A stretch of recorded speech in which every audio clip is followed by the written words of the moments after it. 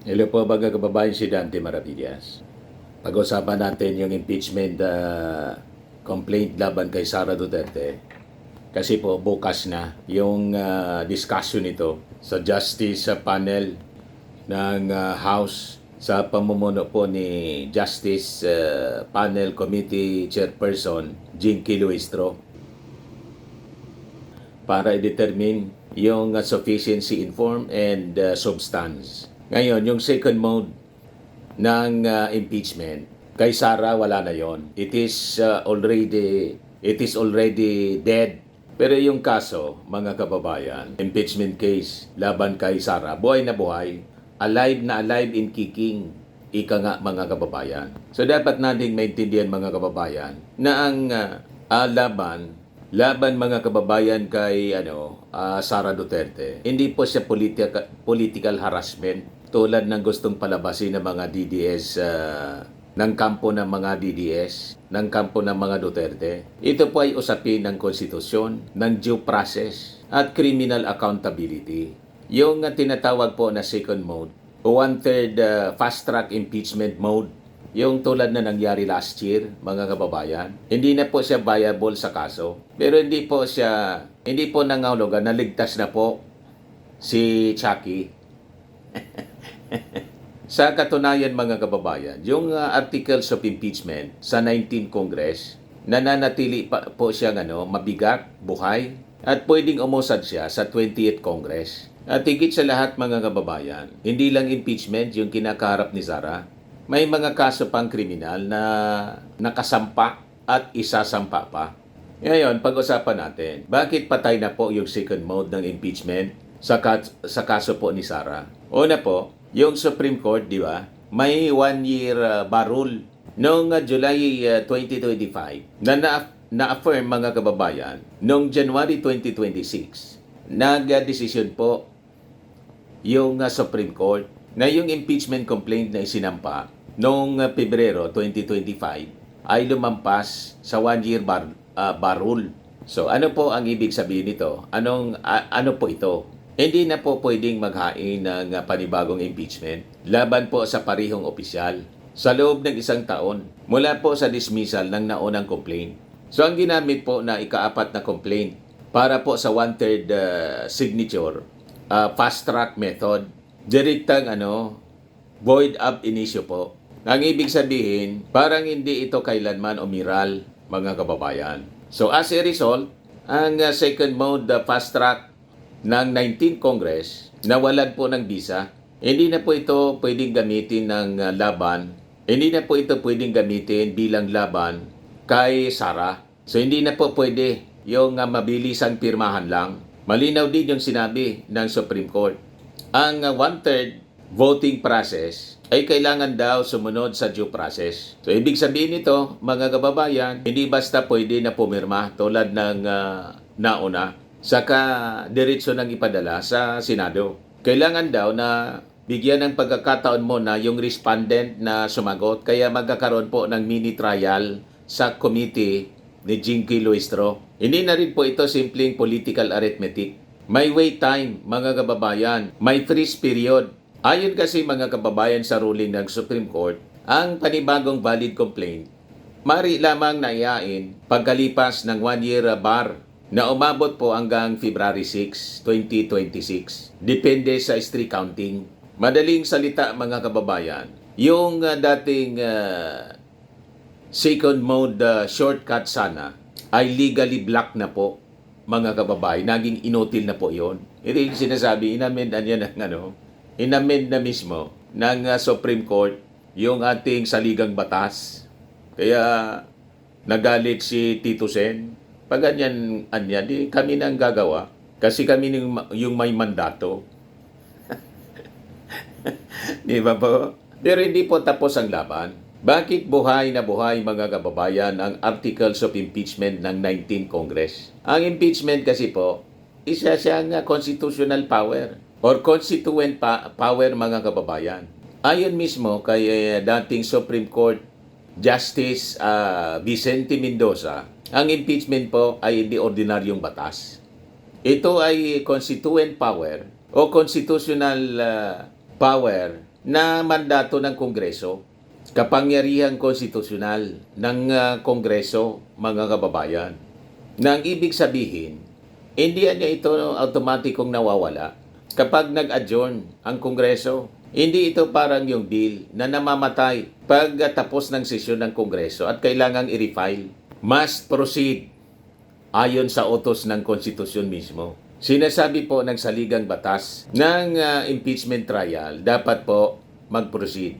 Hindi sinabing hanggang sa matapos ang termino ng Kongreso. Hindi sinabing kung convenient lang. Kaya po, kung may na-initiate ng impeachment sa nakalipas na 19th Congress, maaari po itong magpatuloy sa 20th Congress. Kung saan bukas, mga kababayan nga, mangyayari yung naka-schedule na pag-determine ng sufficiency in form and substance. Dito muna tayo sa sufficiency in form. O dito muna tayo, isentro yung ating pag-usapan, mga kababayan, yung sustansya, substance over form. Ang ebidensya, mga kababayan, na hindi siya napapaso. Dahil lang po nagpalit ng numero ang Congress. Kasi po, ang aligasyon po laban kay Sara Duterte, napakabibigat, mga kababayan. Una yung maling paggamit ng confidential funds, 612 million pesos na confidential funds ng Office of the Vice President saka po ng DepEd. Umano'y maling liquidation maling liquidation documents, alleged graft and corruption, betrayal of public trust, culpable violation of the Constitution. At yung nakakabigla, mga kababayan, actually yun ang nauna sa articles of impeachment, yung matinding pagbabanta ni Sara Duterte sa ating Pangulo, kay Lisa Marcos at kay Martin Romualdez. Ang high crimes, mga kababayan, ay hindi po yan napapaso sa kalendaryo. So ayon po sa chairman ng House Committee, Justice Committee na si Batangas Representative Chinky Luistro, kapag anyang committee report na nag-recommend na ng junking ay nabaliktad ng hindi bababa sa 1/3 ng lahat ng members ng Kamara, obligado niya ang committee na ihanda ang articles of impeachment. So ito, mga kababayan, ay malinaw na constitutional mechanism para i-bypass ang committee kung ito ay ayaw kumilos. So ibig sabihin, mga kababayan, yung 1/3 vote ang tunay na kapangyarihan. Tama po, legally contested siya. Pero ito ay nakaugat sa mismong teksto ng ating saligang batas. Ngayon, hindi lang po impeachment, may mga kaso pa pong kriminal si Sara Duterte kinakaharap. So habang umiikot po yung mga walang tigil na propaganda ng mga Duterte, tahimik naman po na gumagalaw yung mga kaso. Marami pong issue kasi na kinakasangkutan si Sara Duterte. Una yung plunder sa ombudsman, technical malversation, falsification of public documents, yung paggamit ng falsified documents, perjury, yung direct bribery, indirect bribery, corruption of public officers, betrayal of public trust, at saka yung culpable violation of the Constitution. Patong-patong po ng kaso at hindi dito po nagtatapos. Yung threat cases pa niya, mga kababayan. Yung DOJ at saka NBI, they're pursuing with the case of inciting to sedition, nire-review na po ngayon. Kaugnay ng pagbanta ni Sara at pagsabi na may inarkila na siya na killer laban sa ating Pangulong Bongbong, kay Lisa Marcos at saka kay Martin Romualdez, at no joke. Sa NBI po, 3 case ng grave threats laban sa ating Pangulo, kay First Lady, saka sa Speaker. Ito ay malinaw na banta kasi sa pinakang mataas na opisyal ng ating bansa. Then yung confidential funds investigation, mga kababayan. Yung unang na-mention natin na 612 million pesos na confidential funds niya. May allegations pa na fraudulent liquidations ng mga liquidation documents, mga kababayan. Tapos may disbarment case pa. Kabilang po dito yung disbarment case na tinitingnan din dahil sa kanyang mga aksyon. Kabilang ang pagbabanta at pag-arte bilang legal representative, remember, ng kanyang chief of staff na si Sulaika. Umakto siya bilang legal representative na walang standing So bakit maraming paglabag mga kababayan? Simple lang. Kapag ang isang opisyal kasi mga kababayan hindi gumagalang sa batas, hindi gumagalang sa due process, gumagamit ng confidential funds na walang malinaw na transparency, naglalabas ng public threats laban sa mga constitutional officers at patuloy niyang binabaluktot yung mga narrative para magmukhang biktima. Pabiktim. Sinasabi niya, mga political harassment daw itong ginagawa. Siya po yung nangharas eh. Ang gusto niyang mangyari, huwag siyang panagutin sa mga pinagagawa niya mga kababayan. Hindi isa po ang kaso, marami.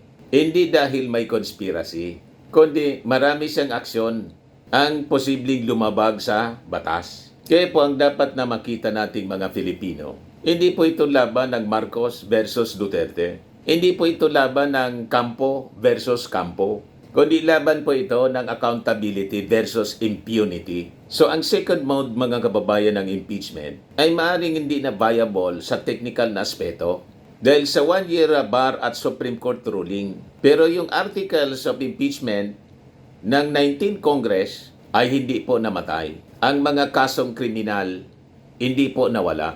Ang mga ebidensya po hindi nabura, nananatiling nandyan na kailangang sagutin ni Sara sa impeachment trial. So ang shortcut mga kababayan, maaaring sinara ng korte, pero ang kaso, alive na alive in kicking. At sa huli, hindi po sigaw ang mananaig, kundi ebidensya. Harap ba si Sara Duterte? O patuloy na tataka sa mga or iiwas sa mga pananagutan na dapat niya pong panindigan? Yan ang tanong. So abangan natin mga kababayan ang pagtalakay nito bukas sa Kamara de Representante sa Kongreso po. Yon lang po mga kababayan yung ating short video ngayon. Ako po si Dante Maravillas. Bye-bye po. God bless.